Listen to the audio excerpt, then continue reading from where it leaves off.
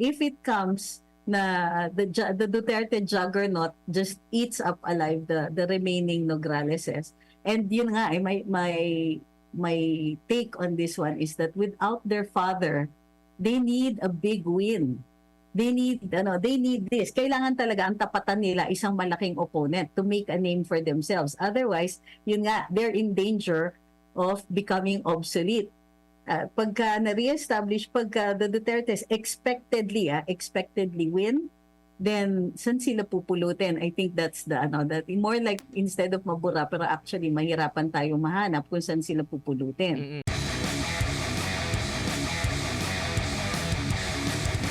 Itong muling pagtutuos ng mga Duterte Nograles. Huli silang nagtuos yung tatay ng mga Nograles versus tatay ng mga Duterte for ano lang yun, for mayor, no? Pero ngayon ata yung first time na talagang nagtapatan sa lahat ng posisyon na tinakbuhan nila, maliban na lang siguro sa party list. Dahil yung si Carlo Nograles, tatakbong mayor, yung si Migs Nograles, tatakbong congressman, tatapatan ni dating Pangulong Duterte bilang mayor, tapos si Pulong Duterte, kalaban ni Congressman Migs, si Mayor Baste, talagang yung parang dinipensahan yung kanilang stronghold talaga, pati na yung mga anak ni Pulong pinatakbo rin sa ibang mga distrito kasi parang una yatang napansin. Siguro ang tawag nito, natunugan nila yung strategiya ng kalaban. Kasi noong barangay, ito yung naririnig ko na dati, barangay elections, pumupwesto na yung mga barangay chairman, barangay officials ng mga maka-Nograles. Kaya doon sila parang, parang anong nangyari dito? Akala ko ba nag-reconcile na tayo, puring-puri kayo sa mga Duterte, gamit na gamit ninyo yung mga Duterte, natulungan kayo ng mga Duterte na makakuha ng mga posisyon. Kung ano yung mga posisyon nakuha ninyo ngayon, attorney, anong nakikita mo rito? Well, hindi ito nakakagulat kasi alam natin ang mga Nograles are political turncoats anyway. Kahit dun sa panahon ng kanilang ama, nung nabubuhay pa ang kanilang nasirang ama, then nakita natin na, di ba, parating tinatapatan si Rodrigo Duterte until he decided, well, if you can't beat them, join them, lalong-lalo na nung mukhang mananalo na si Pangulo sa pagkapangulo ng 2016. Nakikita natin na napaka-drastic nung kanilang pag-about face. So, if they can do that for you, they can do that against you. So, hindi na nakakagulat ito. Plus, maaga rin naman po, nagpakita ng political color si Congresswoman Migs. Doon sa pa lang, very, very active siya sa sa pagki-question very harshly in the Committee on Appropriations, doon sa Committee on Franchises, marami siyang participation. At nakikita po natin na kumbaga, hindi na niya tinago. She doesn't bother to hide it. Si Carlo naman was appointed, head ng Civil Service Commission. And at the start, kumbaga, very diplomatic. And before that, he was also CABSEC. So nakikita natin, nagmamakinate sila. They moved, nagulat ang lahat talaga. Kahit nung I remember, na nung na-appoint na cabinet secretary na CABSEC, itong si Carlo Nograles, nagtaka ako, wait, how did he come to deserve this? Kasi ang finifill-in niya na position used to be occupied by CABSEC June Evasco. Kung nakikita natin kung bakit siya nandun, matagal na siyang kasama ni Mayor Duterte noon, matagal na silang magkaibigan, and has organizational skills that he learned from his time with the left. So, dito with Carlo, who is primarily a politician, nakakagulat na naging CABSEC siya. And then later on, nag-machinate to get into a position para tuloy-tuloy yung kanyang serbisyo. Once he was in position, nakipag-usap sa BBM administration and somehow managed to survive. And we know that in the BBM administration, to survive, you need the skills of a seasoned turncoat. Kumbaga, yung kumbaga parang you have to be slippery. Kailangan madulas parate. Hindi lang sa dahil nagpapadulas ka, but you must be able to ingratiate yourself with the authorities.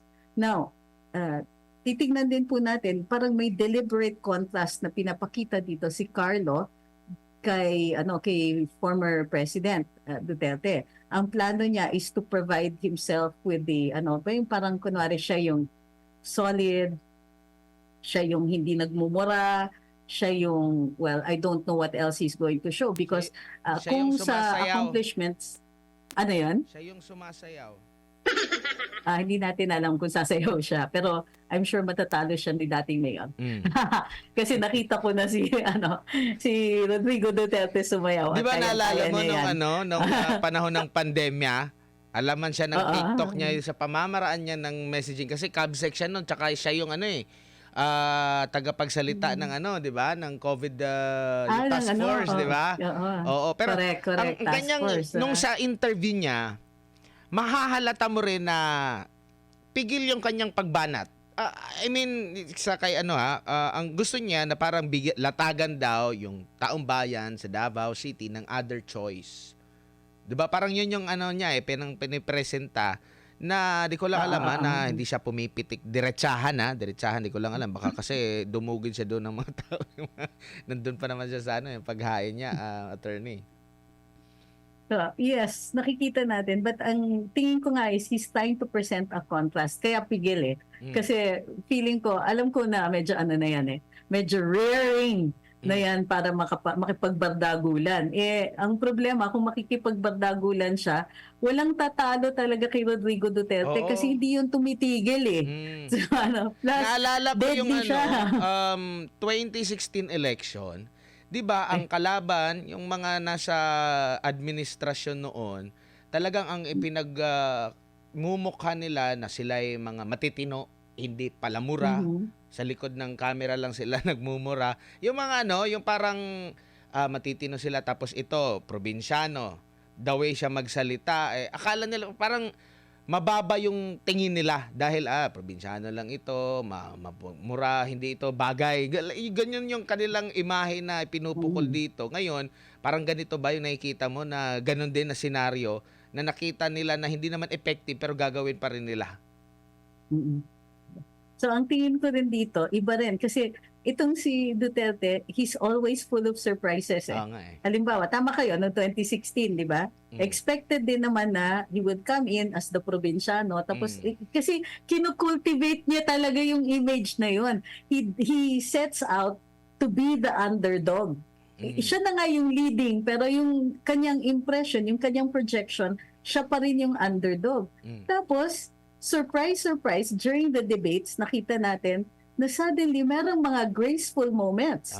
Like, you don't expect this from Rodrigo Duterte. Nakita natin, bruising talaga, madugo yung campaign. But when he comes up against Miriam Defensor Santiago, he has a long-winded speech and then he says, and so, Madam Miriam, my question to you is this. How are you? For me, di ba, that was a high point. It was very graceful. It gave a nod dun sa capabilities ni Miriam Santiago. And at the same time, ayaw niyang makipagbardagulan because he knew she was sick. So he wasn't intending it to be a bruising campaign. He was even willing to give her all the points for this particular debate. But he was more concerned about her well-being. Yung bigla kang gaganunin, when nag-i-expect mo ka na na bardagulan talaga to na bakbakan, and then in the middle of that, he will drop meron din siyang pagpuri na mas bagay ka maging presidente. Binanggit niya rin yun. May ganyan. Di ba? So, may mga ganyan, di ba? So, yung self-effacing, yung humility niya, ganun. And then, sometimes naman, you come into the, dun sa, let's say, magpo-press conference siya, and he starts off very well. And then suddenly, in the middle of that, he'll interrupt his own speech. Tapos, kung he will let loose a stream of unprintable remarks against somebody. So, yung surprise na that Rodrigo Duterte is capable of might be daunting to Carlo Nograles, and that really is the intention. So, ang problema si Carlo, nakikita na natin, one, he's young. Number two, he has never been up against a serious opponent. Nothing this serious has he ever Kasi sa pagkakaalam ko, nung naging yung dyan sa distrito niya, sa first district, wala talagang makatibag sa mga Nograles. At hindi rin siya binangga ng mga Duterte. I mean, mismong mga Duterte ang bumangga sa kanya. Hindi. Merong kandidato ang mga Duterte pero hindi yung apelidong Duterte. So first time talaga na magkaroon siya ng mababangga na mga Duterte tsaka Nograles. Pero ang tanong ko, meron bang possible na mawala sa mundo ng politika after na itong 2025? Kumbaga, matatalo na mabubura sila dahil makukuha nila yung ano. Meron ka bang nakikitang ganyan? I think you have somebody in mind. Sino yung iniisip mo, I mean, Admar? yung parang yung mga yung halimbawa pagpalagay natin kasi yung mga Duterte talaga parang ano na yan kilalang kilala ng buong Davao national Yes, pa nga kinalaban yes, lahat ng posisyon pa kinalaban sa hindi pala lahat no yung mayor tsaka yung first time talaga yung sa kanilang distrito. Possible ba meron ka ba nakikita na maaring mabura sila itong mga Nograles after nitong 2025? Ayoko kasi magsalita ng tapos kasi merong factor yung national support, yung support ng administrasyon for the Nograleses. So, ang kailangan bantayan natin is the possibility that the people of Davao might not really be heard. Kumbaga, ngayon pa lang alam natin, bago yung sistema, hindi pa natin nababatikos ang biro, hindi pa masyadong lantaran tungkol how this is going to work and how the vote is going to be protected. So that's always at the back of my mind and I know at the back of the mind of many of our voters. Pero you're right, ang tingin ko dyan is that if it comes na the Duterte juggernaut just eats up alive the remaining Nograleses, and yun nga, my take on this one is that without their father, they need a big win. They need this. Kailangan talaga ang tapatan nila isang malaking opponent to make a name for themselves. Otherwise, yun nga, they're in danger of becoming obsolete. Pagka na-reestablish, pagka the Dutertes expectedly win, then saan sila pupulutin? I think that's that more like instead of mabura, pero actually mahirapan tayong mahanap kung saan sila pupulutin. Mm-mm. I don't doubt that Carlo Nograles or even Migs will try to, palampasin nila yung 1-year period at maniningil na, we've been very good soldiers of this administration. Baka naman meron kaming pwesto pwede dyan. And naman this administration, unpredictable sila sa kanilang mga appointments. So I think that they will try to survive, but it will be very, very difficult in this election. Tama kayo. This is, alam mo yan, do or die. If they have to win, wala silang choice. They have to win. They have to win at least isang kandidato nila. Ang pinakamalaking taya dyan is, of course, si Carlo because it's the old man he's up against. Pero ako, ang tingin ko sa mga ginawa ng administration dito kay Congressman Pulong, he has a clear underdog image. And you know how Filipinos love underdogs. So, kawawa talaga ang mga kalaban nila. Pero nakikita mo ba na kasi parang naging tahimik yung buhay ni Carlo Nograles noong nalipat siya sa CSC. 'Di ba? Hindi mas maingay pa nga yung kanyang kapatid, no? Mas maraming media mileage kung pag-uusapan yung kasi sa kanya more on hindi nga masyado pag yung CSC kasi pag nagbabasa ka ng mga press releases nila maliban na lang sa paggawa ng nagsisita talaga sila sa mga empleyado ng gobyerno na walang ginagawa, mas may dating yon. Pero ngayon kasi parang medyo and ang tagal na niya nawala sa kanyang distrito. I mean, di ko lang alam kung nakakasalamuha ba niya yung kanyang mga constituents dyan sa area na yan. Kasi since 2016 ba, wala na siya sa distrito, di ba? Parang, yes. oo. Congress na siya. Tapos ang tatakbuhan niya ngayon, mayor, na itong si FPRRD, kahit hindi na siya presidente, pero every time na magsasalita pa rin siya, kahit na hindi siya naging presidente, pag Duterte talaga, ginagrab agad, no? Pinagpepiestahan agad yan. So, disadvantage din ito sa side ng mga Nograles. I agree. In the case nga of Carlo, matagal nga siyang, yung presence niya wala doon. However, it's also possible kasi that medyo tago kasi yung chair ng civil service. The Civil Service Commission basically runs itself. hindi masyadong nararamdaman yung yung need for leadership. Kasi nga that's exactly how we want the civil service, the whole government to work. That the leaders are there for guidance, for policy making, and so on. And I think nung pumasok si Carlo, medyo gano'n na yon, medyo tahimik na nga ang civil service. So I think that he should have, or if he knew early on na talagang dapat mag-ambisyon for a higher slot or for control of Davao, kasi alam natin yun po ang gusto ng national government, ng mga ng nasa administrasyon.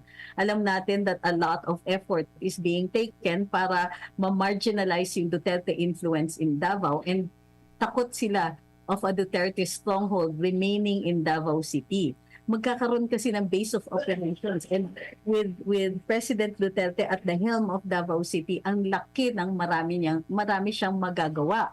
He maintains may mga tao siya, meron siyang city. He has meron siyang lugar, kumbaga, and territory is very important to in any kind of conflict. Having a place where you have control, you have jurisdiction, you have a territory to claim, then that you have, and you have already claimed, then this gives you a foot up. So, kung titignan natin yung national situation, inaatake ang mga Dutertes. Maintaining control of Davao City gives them some place where they are, unchallenged. So, mataas ang stakes for them. For the Nograleses, kung late nila nalaman na yan pala ang gusto ng administrasyon para sa kanila, actually this early we can write them off. Kasi hindi sila naghanda. The groundwork is necessary in a local election. Kailangan nandun ka. Dapat early on nakikipagkamayan ka. Kasi paano mo tatapatan yung most recognized figure of Davao City? Maglakad lang yan dun sa kanto. Alam mo ba, yesterday sa endorsement day niya, sa endorsement event ni PRD, andun kami. Ito sina restaurant in Malate na malalaki yung windows. Alam niyo, nadatnan lang siya ng mga passers-by, and a crowd gathered outside. And that crowd did not go away. Hindi kumonte ang mga tao na nasa labas, just waiting for a glimpse of him. Kinakawayan siya, sinisigawan siya. This is Manila. This is not his hometown. Imagine what would happen. Hindi yan yung nagbibigay ng ayuda, nagbibigay ng 5,000. Hindi, walang ayuda. Lakasan yung palakpak. Yung mga ganyan. Pag nabanggit ko yung pangalan, lakasan yung palakpak. Walang ganun, ha? Walang naglilid sa labas, ha? Baka may naglilid sa labas doon sa loob na, uy, kumaway kay dating Pangulong Duterte. Walang ganyan naman kahapon. Very spontaneous. Tsaka yung may maluha-luha pa. Yung andyan si Digong. Oo. And nung nakita nilang nakatingin, naku, everybody waves. Syempre, ang lolo mo, magpapalipas ba siya ng pagkakataon? He waves back. Nagpalabas pa ng pagkain kasi hindi daw siya makakakain kung yung mga tao sa labas ay walang tinakain. So, vintage Duterte. And this was in a place na hindi naman niya baluarte. Tama. Hindi naman niya kaano-ano. So, in Davao, they may not get excited at seeing him personally anymore. Pero nung pagpunta niya doon, ma'am, asahan mo.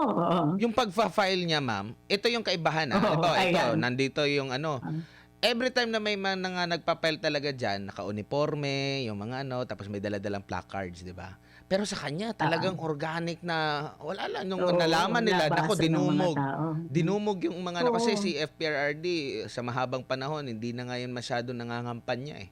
Wala na ngayon yung mga tarpaulin talaga. Pero ito, ma'am, ikaw ba'y nanghihinayang na hindi nagpahiram ang mga Duterte for national level? Hindi ako nanghihinayang. I really want him in Davao City. Kasi wala siyang, anong baluarte niya pag nasa Senado siya? Ano yung base of operations niya? He has to keep the opposition alive. So, to do it from a place, like I said, territory, Davao City is important for him. It's important for all of us. Now, pagka executive position yan ang sabi niya, you can't help solve problems na yung face-to-face. People will come to you with their problems and you can solve them pag mayor ka. Pag senador ka, you're creating national policy. And yes, of course, you help people, pero hindi siya direct. And plus it's a collegial body. So anong gagawin nila? It will be very easy for the administration na makipagkuntsabahan doon sa mayorya para araw-araw harap-harapan silang mag-privilege speech attacking him, and he will be there. Kumbaga, no, I don't want to expose him to that. Kasi kailangan ng oposisyon, and he has to maintain his national figure status, and he can do that even in Davao City.